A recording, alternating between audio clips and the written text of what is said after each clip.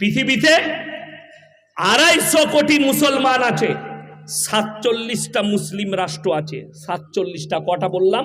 যাদের কাছে সামরিক বাহিনী আছে, যাদের কাছে হাতিয়ার আছে, এমন দেশ আছে যাদের কাছে পরমাণু শক্তি আছে। মুসলিম রাষ্ট্র।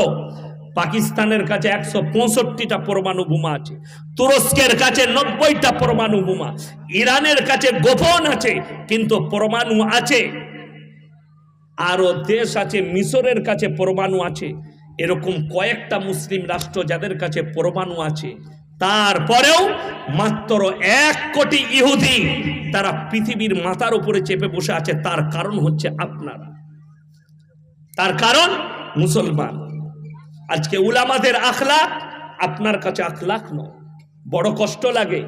আজকে অনেক শিক্ষিত লোক বলে আই গোটা পৃথিবী দুনিয়ার পেছনে ছুটছে, আর এই মৌলবীরা কোথায় দিনের পেছনে ছুটছে? বলে না বলে না? মৌলবীরা, দাড়ি টুপিওয়ালা মৌলবীরা, আমরা দিনের পেছনে। মুসলমান কি করে পরিবর্তন হবে? মুসলমান সমাজ কি করে পরিবর্তন হবে? হারাম হালাল থেকে কিভাবে বাঁচবে? এই ফিকিরে লেগে আছে উলামারা। আর এরা বলছে গোটা দুনিয়ার পেছনে ছুটছে, আর মৌলবীরা পেছনে পড়ে আছে। তাদেরকে বলে দিই, এটা আমাদের মতো মৌলবীর ভাষা নয়। ফিল্মের একজন দামি আর্টিস্ট, মুসলমানদের আর্টিস্ট, একটা কনফারেন্সে গেছে, প্রেস কনফারেন্সে। তো কিছু মুসলিম যুবক, তার নাম হচ্ছে জাভেদ জাফরি, তাকে জিজ্ঞেস করছে, আজ তো पूरे दुनिया के लोग दुनिया के पीछे भाग रहा है। এটা তিনাকে প্রশ্ন করা হয়েছে, আপ इसके बारे में क्या कहेंगे?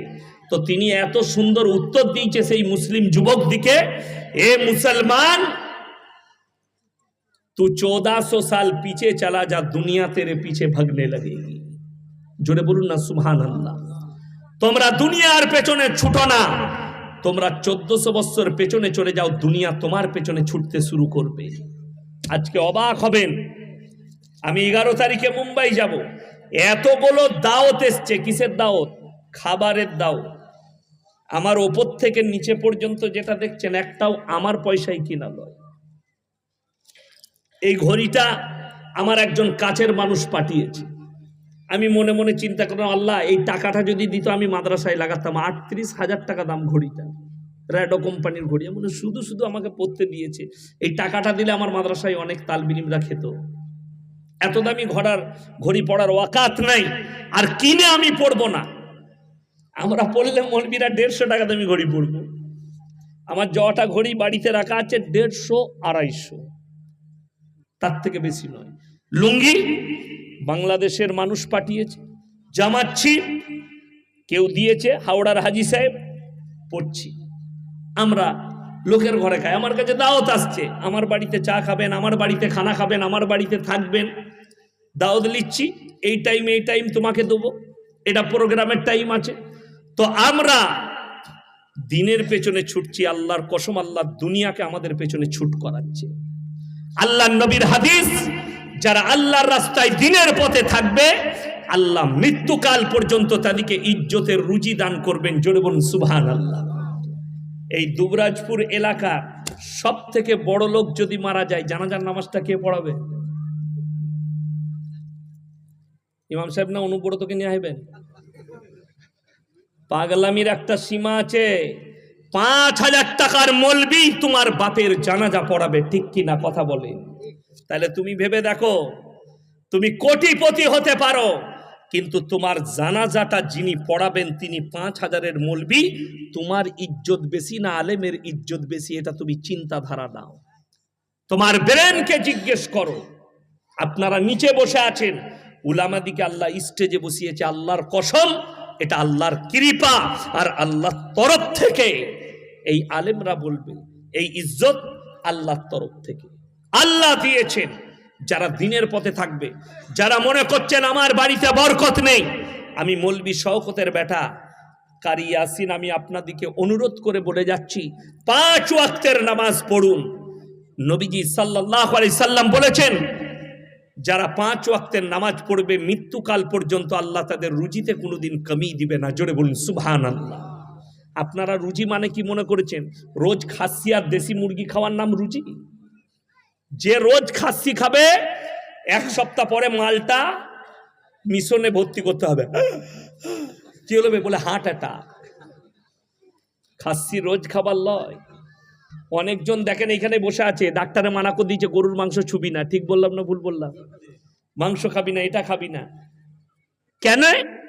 রুজি আল্লাহ মাপে। জোরে বলুন সুবহানাল্লাহ। কে মাপেন? আল্লাহ মাপেন। আর ডাল আলু খেলেও দামি রুজি যখন ওটা সুখের হবে, বিবির সঙ্গে মহাব্বতের সঙ্গে খাবেন তখন। আর যদি খাসির মাংস খান আর বিবি যদি ওই ঘরে শোয় আর আপনি এই ঘরে শোন, তার থেকে দুঃখ আর কিছু নাই। বিবি যদি দস্তরখানে না বসে, তার থেকে বড় দুঃখ আর কিছু নেই। আর এক দস্তরখানে খেলে আল্লাহর কৃপা। এই আপনারা মৌলবিদিকে দেখে দেখে মনে করবেন এরা কি খাইবে? এখনো ডাল আলু খাচ্ছে মাদ্রাসায়। কি গো, এখনো ঘ্যাট আমাদের চলছে। আমার মাসায় রোজ ডাল আলু হয়। একজন জিজ্ঞেস করছে কি খাও? বলে দিন আপনি তুই খালি এক সপ্তাহ খা দিকিনি আমার মাসায় রাতে, এক সপ্তাহ ফ্রি খা, আমি দেবো পয়সা। কেন? আমরা 3 দিন যখন ডাল আলু খাবি, 4র্থ দিনে লুঙ্গি খুলে আন্ডার প্যান্ট পরে ছুটবি। সালা রোজ ডাল আলু।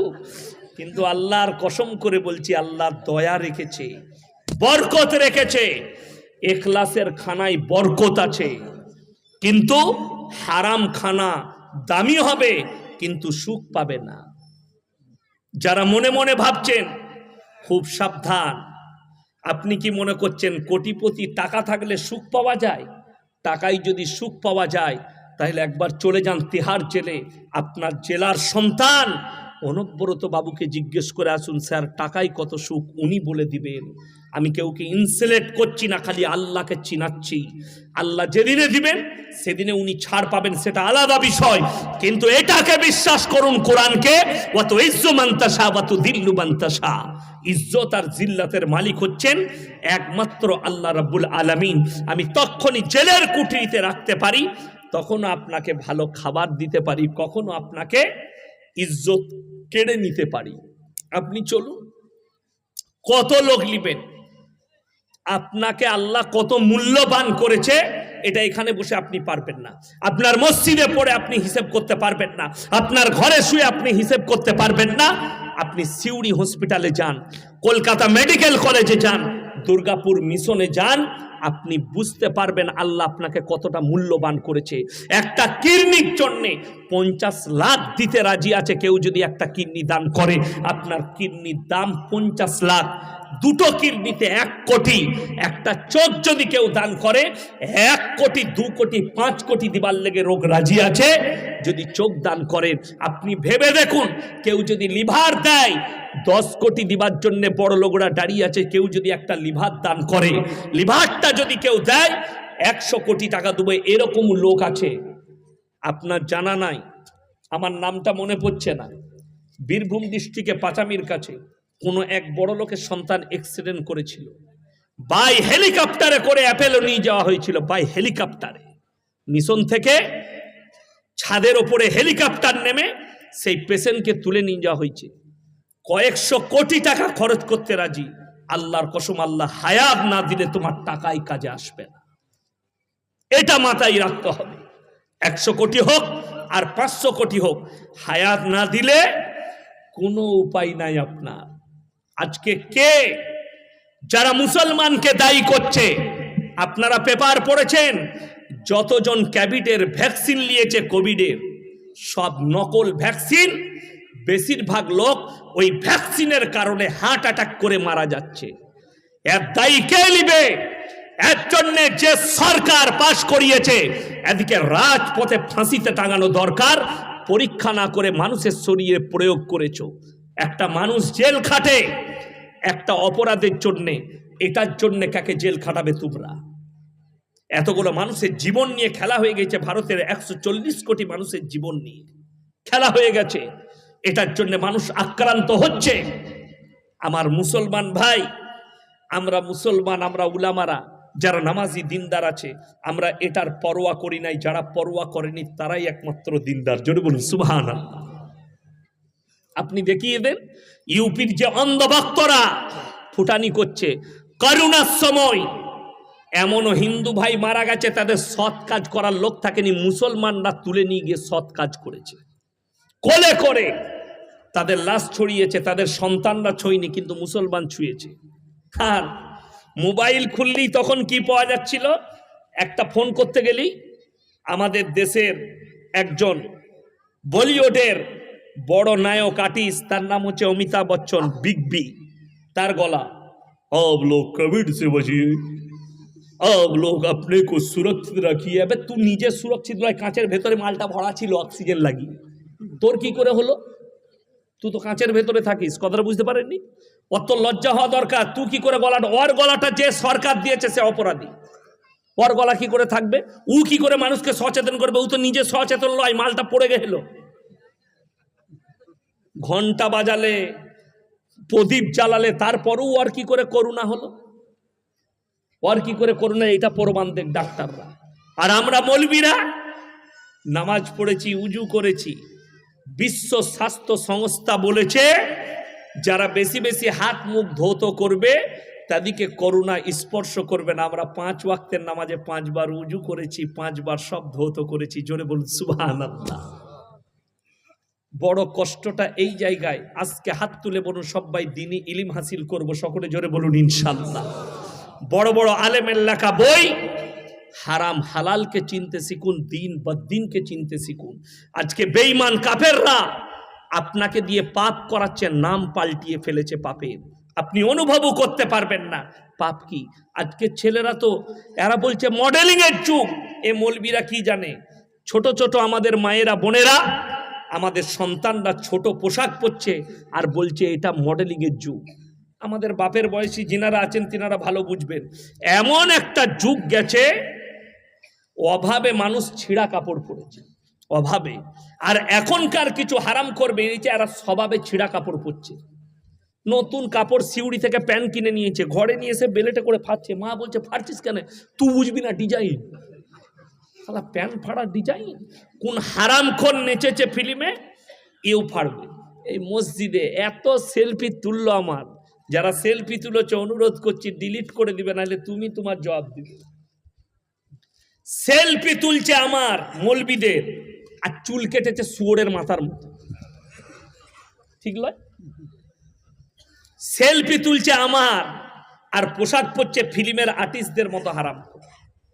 কালকের জলসাতে একটা ছেলে, মসজিদে জলসা হলো, বৃষ্টি হচ্ছিল, তো হুড়মুড়িয়ে লাস্টে দেখা করতে এলো, কানে দেখছি কালো রঙের বালি পড়ে আছে। আর তুই মেয়ে লস তো? হ্যাঁ বুঝি, আমি ছেলে। ফট করে খুলে নিলে।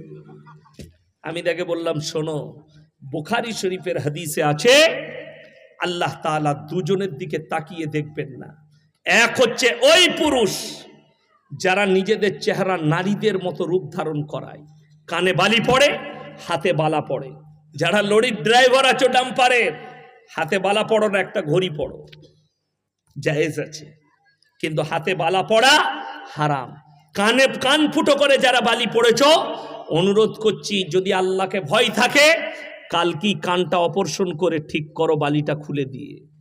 ফিল্মের কোন হারামখোর আর্টিস্ট পড়েছে, এই হারামখোর কানটাকে ফুটো করে পড়েছে। আজকে এমন কষ্ট লাগে, সুদ খেয়ে লোকের মেরে নিয়ে হারাম খেয়ে পয়সা করেছে, খালি টাকা আছে বলে ওকে মসজিদের সেক্রেটারি করে দে। আর একটা লোক হালাল পথে চলে, দিনের ওপরে প্রতিষ্ঠিত আছে, লোকটা মুখলিস লোক, অথচ তার কাছে টাকা না থাকার কারণে আপনি তাকে ব্রান্ড ভাবেননি, তাকে পদ দেননি। আজকে 500 টাকা দান করলে সেই লোকটার মূল্য নাই, সেই লোকটা মাথার ঘাম ফেলানো চাষের হালাল টাকা দান করেছে। আর একটা সুদখোর মসজিদে 50,000 টাকা দান করেছে, তাকে চেয়ার ছেড়ে দিচ্ছে। ওরে বাবরে, 50,000 টাকা কিসের টাকা দিয়েছে, ওটা আগে দেয়। ওই জন্যে ব্র্যান্ড চিনতে পারোনি, তুমি টাকাটাকে ব্র্যান্ড মনে করেছ। যারা মসজিদ কমিটি আছেন শুনে যান, ইমামকে পাওয়ার দেন যে আমরা পাওয়ার দিচ্ছি, আপনি হক কথা বলবেন। আর ইমামের বিরুদ্ধে যদি হক কথা বলার পরে কেউ কথা বলে, তাকে সমাজ থেকে বহিষ্কার করো, লোকটা ওই পাপেতেই লিপ্ত আছে। কথাটা বুঝতে পারলেন না? ইমাম যদি লটারির বয়ান করে আর কেউ যদি গালি দেয়, জানবেন ওই মালটা লুকিয়ে লটারির টিকিট কাটে। আমার একটা গল্প আছে, মানে ঘটনা, সত্য ঘটনা। ফার্স্ট কাতারে নামাজ পড়ে, লটারির টিকিট কেটেছে, কোঁচড়ে মালটা রেখেছে, এই কোঁচড়ে, লুঙ্গির কোঁচড়ে, আমাদের বাঙালিরা লুঙ্গি পড়ে। এরপর নামাজে দাঁড়িয়েছে, এরপর সিজদা রুকুতে কোনো রকম টানাটানি করতে গিয়ে মালটা পড়ে গেছে। আর তার পেছনে যে দাঁড়িয়েছিল নামাজ পড়ছিল, সে মালু লটারিওয়ালা, সে সিজদায় গিয়ে দেখছে আল্লাহ বরকত ধরেছে আর ধরে নিয়েছে। কি বুঝলে? এরপর নামাজ হয়ে গেল, সব হয়ে গেল, ও তো লটারি খুলে নাই। এরপর মগরিবের পরে এখন যখন এখন আসরের পরে গিয়ে দোকানে মিলিয়ে দেখেছে মাল 10,000 পড়ে গিয়েছে, মালটা ক্যাশ করে নিয়ে পকেটে ভরে পালিয়ে গিয়েছে। এখন লটারির টিকিট খুঁজে বেড়াচ্ছে, মালটা গেল কোথায়?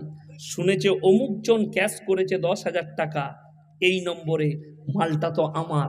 দুজনার দ্বন্দ্ব হলো, গাঁয়ের লোক জেনে গেল দুটোই ফার্স্ট কাতারের, দুটোই লটারিওয়ালা মাল। ইমাম বায়ান করলে এই হারামখোররা তখন ইমামের পেছনে লাগতে শুরু করে, একে তাড়াও, এই ইমাম রাখা যাবে না। সেই সমাজের উন্নতি কি করে হতে পারে? আপনারা কি করে চিন্তা নিয়েছেন যে সমাজের উন্নতি হবে? আপনাকে হারামটা যে বুঝাতে চাইছে, যখনই ইমাম হক কথা বলছে, ইমামকে তাড়ানোর ব্যবস্থা হচ্ছে। আমি গাল এমনি খাইনি, মানুষের পাপগুলো তুলে ধরার কারণে যাদের পাপেতে যারা লিপ্ত আছে তারা আলেমদিকে গালি দেয়। যখন তাদের আতে ঘা লাগে তখন তারা গালি দেয়, তখন তারা আলেমকে ফাঁসানোর চেষ্টা করে। এমন মসজিদ আছে বহু ভালো ইমামকে মিথ্যা অপবাদ দিয়ে তাড়ানো হয়েছে। আল্লাহর কসম, যারা মিথ্যা অপবাদ দিয়েছে তারা সেই পাপ না করা পর্যন্ত আল্লাহ তাদেরকে দুনিয়াতে মৃত্যুই দিবে না। তোমরা মিথ্যা অপবাদ দাও নিজের পাপ ঢাকার জন্য। আজকে হারাম হালাল দিন আর বদ্দিন না চিনার কারণে আপনি ভাবতে পারেন